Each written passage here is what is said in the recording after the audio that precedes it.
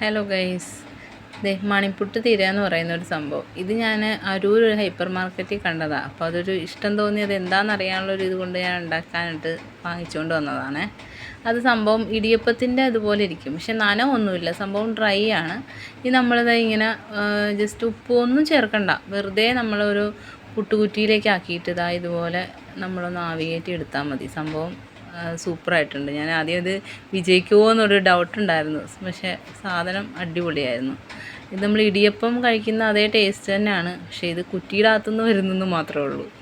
സംഭവം ഇപ്പോൾ ഒരു നീളം കുറ്റിക്കകത്ത് ഞാനത് ഉണ്ടാക്കിയായിരുന്നു. നമ്മൾ ചിരട്ടപ്പുട്ടെന്ന് പറയുന്ന സംഭവമില്ലേ, അതിലുണ്ടാക്കിയായിരുന്നു. സംഭവം എനിക്ക് ഇഷ്ടപ്പെട്ടു, നല്ല രസമുണ്ട് കഴിക്കാൻ. പിന്നെ കുറച്ച് കായ ഉണ്ടായിരുന്നതുകൊണ്ട് നമ്മൾ ചിപ്സും റെഡിയാക്കിയിട്ടുണ്ട്. ഇത് പുട്ട് റെഡിയായി, നമ്മൾ അത് കഴിക്കാനായിട്ട് നോക്കുവാണേ. സംഭവം നമ്മൾ നല്ല ചിക്കൻ കറിയോ ബീഫിൻ്റെ ഗ്രേവിയോ ഒക്കെ ആയിട്ട് സൂപ്പറാണ് സംഭവം. നിങ്ങളൊന്ന് ട്രൈ ചെയ്ത് നോക്കണം കേട്ടോ. ഈ സംഭവം എവിടെയെങ്കിലും കിട്ടുവാണെങ്കിലേ